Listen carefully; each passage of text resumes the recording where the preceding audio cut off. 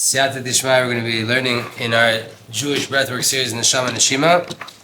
And we are up inside, right? We're still inside the third chapter that is called Etz Chaim, which is all the different sources for breathwork and these different new age things, but at least what we call new age things coming out of the East. But really, there are a lot of them are ancient, and we see that we've been learning now from Avram Avinu until our time, different sources that talk on breathwork and the importance of breathwork throughout all of the generations. And now, that's where it starts, right? And now we're up to Acharit Hayamim, meaning the last generation of people that maybe have passed away, but we have people in this world that were alive when they were alive, right? And the first is Rav Yehuda, Mireshe Galician. Rav Yehuda from Galicia, he has a book called Minchat Yehuda, not to be confused with the Minchat Yehuda of Rav Yehuda Ftaya, a student of the Ben Ish Chai. And he writes there in the Akdama, in the introduction, פה נרשם עצות ישרות וחינוכים טובים לחנך את כל האדם ולעלותו לכישרונות הפלא ופלא. Here I'm going to write different instructions and different ways that a person could use to elevate themselves up in wondrous ways. And we'll see now, we're going to read one or two sources from what he writes in his writings to understand how he talks. Obviously, the book is focused on breathwork. We'll see what this Rav Yehuda from Reisha Galician had to say. He writes like this: וידוע שהחינוך להרחיב כלי הראייה הוא באופן הזה. It's known that the chinuch is education classically, but here what he's meaning is the practice, meaning the workout, the routine, the actual work that should be done in order to expand your vessels called the lungs, is in the following way. כשאדם שואב רוח ברצון דרך החותם, כל מה דאפשר לו, you inhale ruach, spirit, air, into your nostrils, right? As much as you can, meaning fill yourself up completely. People complain all the time that we don't give over techniques. Here we are on the 139th page, giving over a technique. Right? You have to learn Torah first before you can even think about applying it. If your mind's not clean of what it is, how you want techniques? First, let's understand what breathing is.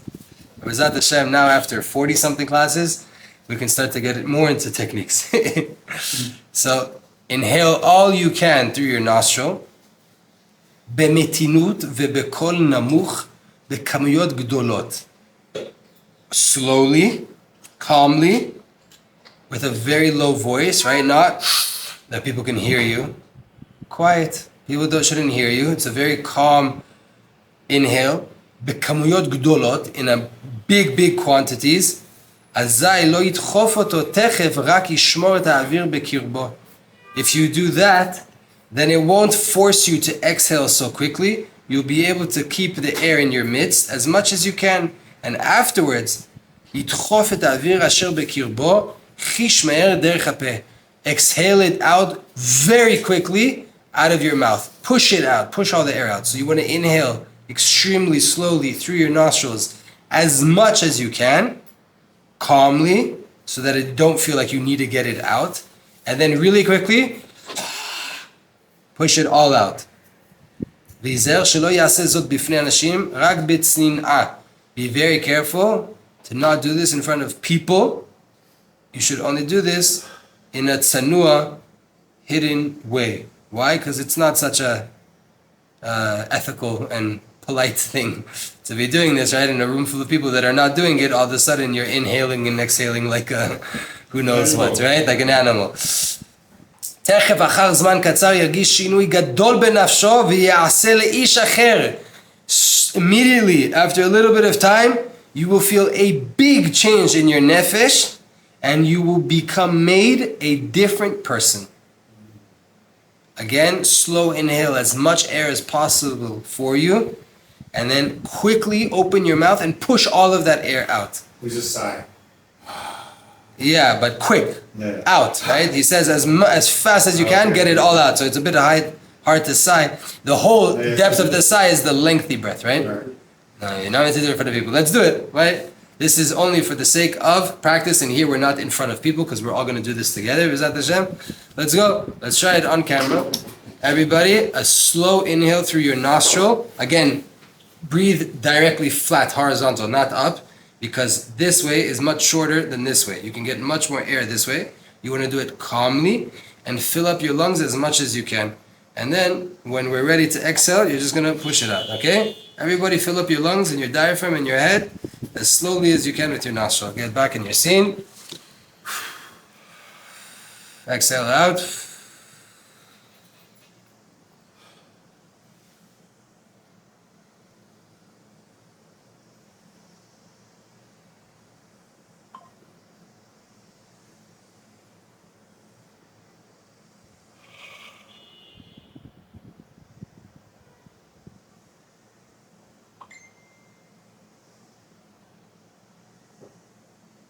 Ready?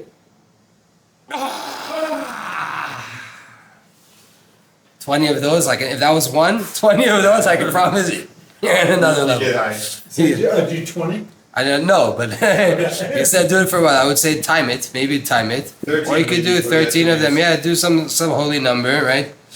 Do a bunch of them like that. Maybe timing it would be worse than doing a number. It's probably in an exercise like that, it's probably better to do a number, right? 13, whatever it is. Do a number, and then that way you'll have rotations, like when you're working out, reps, right? Like he said, do a few of those reps with proper intention. You will become a different person. Words of the Chacham. Al yedei zeh, he continues and he says, by way of this, yigbatz koach muchan bekirbo vegam damo izdakech. You will now gather power that is inside of your midst, ready to work, and also your blood will be purified. And also all of the fragrances, all of the vapors going up to your brain will also be purified. How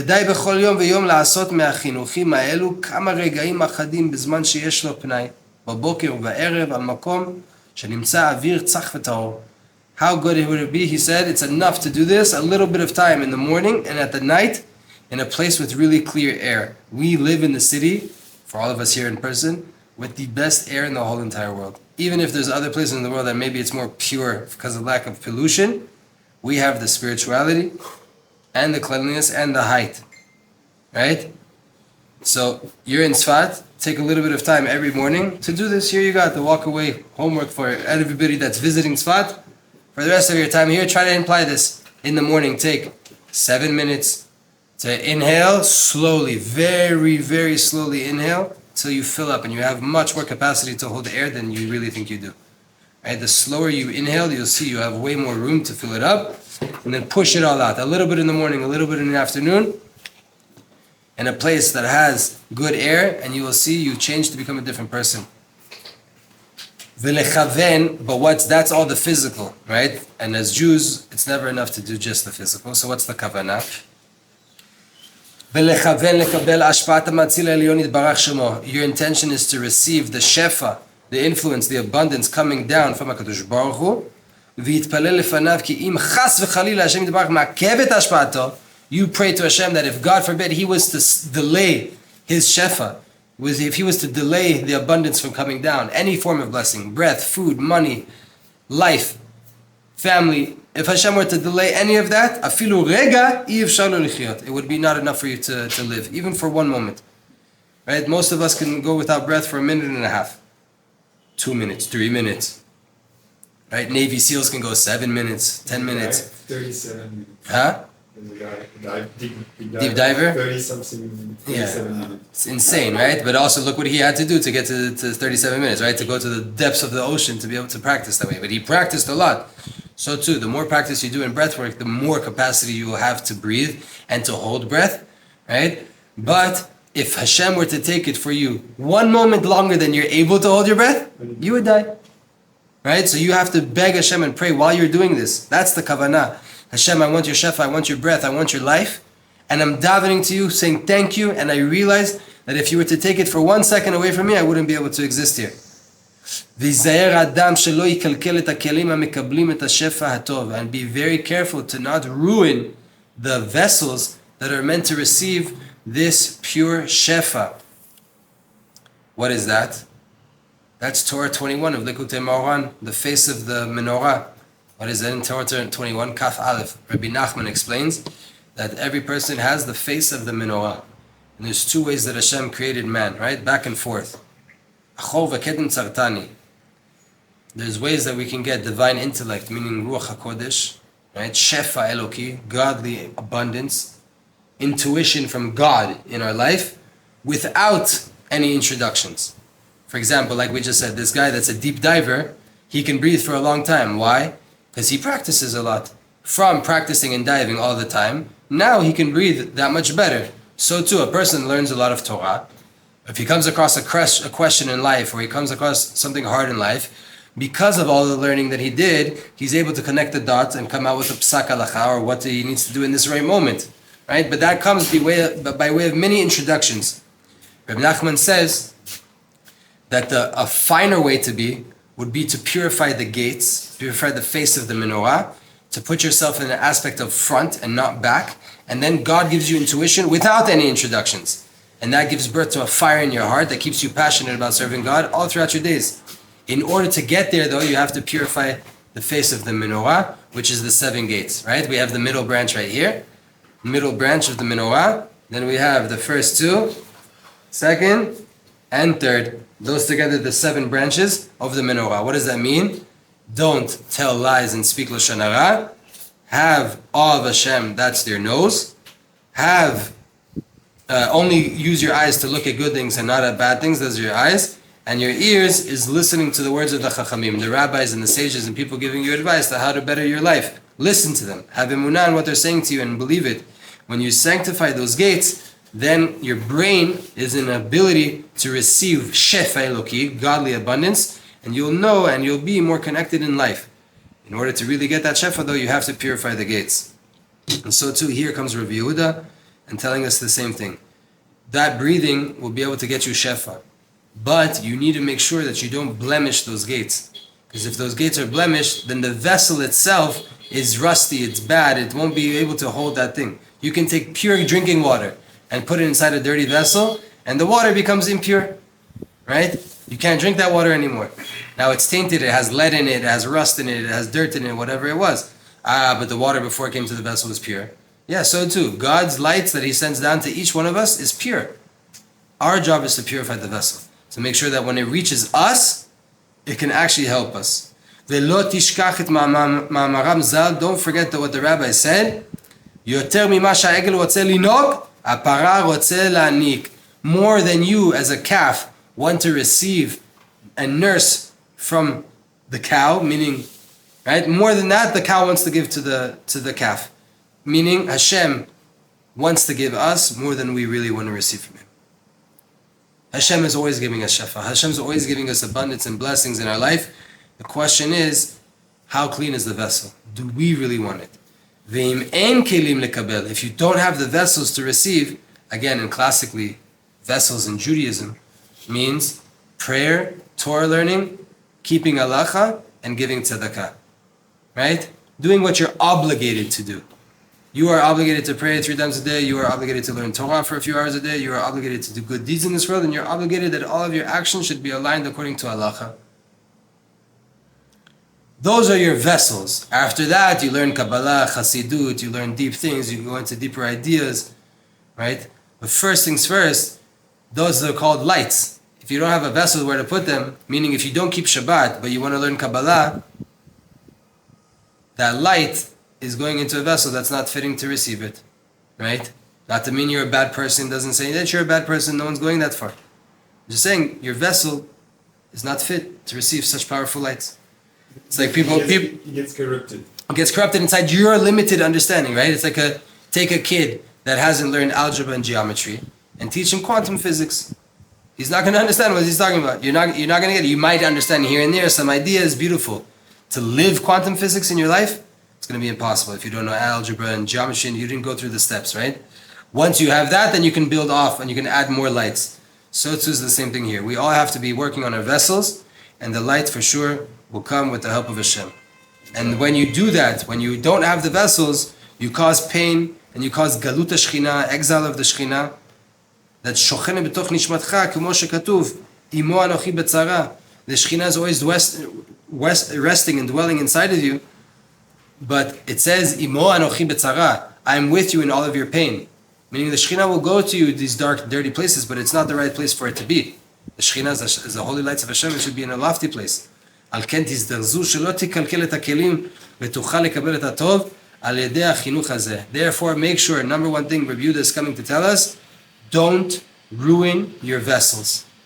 Don't blemish your vessels. And if you do that, Hashem either way is always giving you good. Like the cow wants to nurse the calf more than the calf wants to nurse from the cow, so too Hashem is giving you blessings more than you could ever imagine wanting to receive blessings from Hashem. The question is again, are you fitting to receive it? Have you guarded yourself and behaved in a way that those blessings have a place to dwell and to move into and get absorbed and integrated into your everyday practice? Bezat Hashem, we're going to do one more little paragraph. You have to conquer your spirit, rule over your emotions to never fall into sadness and depression, or anger, or pride, or all of the other bad things that your heart could move towards. You also have to expel the spirit of foolishness out of yourselves, out of your heart. Shtut, meaning foolishness, mockery, making a joke out of everything, that comes inside your heart and comes inside your lungs, and that can ruin everything. That is strangulating air, he calls it. Air that's strangulating you. How do you do this? By way of inhaling pure air with a will, meaning you have the will to inhale this air.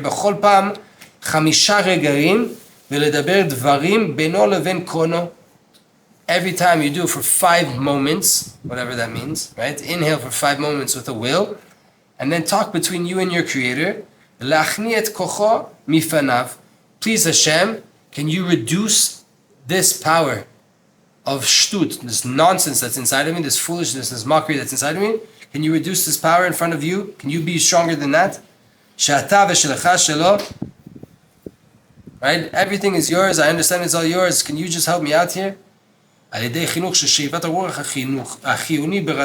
way of inhaling in a desire. I need this air, but I want to receive from you, Hashem. I know it's not just the physical air. It's a connection with you that I need. By way of your nostril, you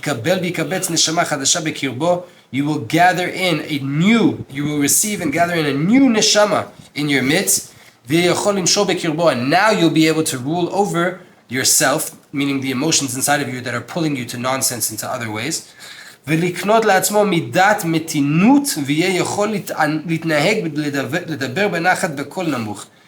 will acquire, by way of breathing with intention, calmness and patience, and that will give you the ability to act and to speak in a calm, low-voiced way.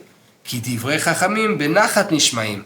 Chazal gives us an amazing teacher. Divrei Chachamim benachat nishmaim. The words of the Chachamim, of the sages, they're heard when benachat, when they're said benachat, when they're said in a calm way. And then we all know this, especially parents. When you have a child, you can sometimes get angry at them. I knew this with my dad. If my dad was quiet, I knew I was in trouble. When he was screaming and making balagan and everything, so I was like, okay, my dad's upset, but like, I'm okay. I might get in trouble, whatever, but like, I'm gonna get through this. If my dad went silent and didn't even want to talk to me, I knew I was screwed. Like it was over. Why? If you already lower your tone when you're talking to someone, and this is also a strategy that's taught in NLP and different linguistic models, right? When you want something to come across, calm down, lower your voice. Right, the movie stops and they have that deep conversation where everything's quiet and you can hear a pin drop. Why? Because that part of the movie, the director wants it to go inside your guts. He's trying to get a message across, right? So too, when you want a message to come across, calm yourself down, calm down your speech. By way of that, by way of speaking calmer, like the Ramban, Nachmanides, the Ramban says, right, in his letter to his son, he wanted his son to always speak calmly. Because by way of speaking calmly, it's so to say a fence, a physical fence to save you from getting angry and prideful. If you allow your voice to raise up, you open the gate for anger and pride to come in. If you manage to keep your voice down all the time, it's almost impossible to scream at another person if you're trying not to, right? You rule over the emotions, and screaming at the person is the worst thing that could happen. That means you already let the anger go from your brain to your heart, and now it's coming out of your mouth, it's coming out in your hands. That you can never let happen. You be angry by yourself. Take the emotions and deal with it. Don't bring it out on other people. Don't bring it out. Fire, you'll have to burn the other. Nachan, right? And hurt people hurt people. You feel hurt, okay, don't hurt on anybody else. Take it on yourself. Deal with your own emotions. Conquer your anger. How? Breath. When you breathe with the desire of, I want to receive from you, Hashem, and I realize that this breath is coming from you, meaning I can't exist without you. Therefore, the energy, the negative energy inside of me is also from you. I'm praying right now to you, Hashem, please help me rule over this energy inside of me and not destroy the world. Please, I'm begging you, Hashem, give me a new ruach, a new neshama that I can bring inside my midst that will give me the ability to conquer this energy that I feel inside of me. And then I'll be able to differentiate between the truth and the sheker, and my mind will be clear and very, very easy for me to navigate. These are a little bit of the teachings of Rabbi Yehuda Miresha Galitzian Zatzal, and we're going to continue learning what he said for a few more pages until we get to the next Rabbi after a class. V'zat Hashem Yitbarach.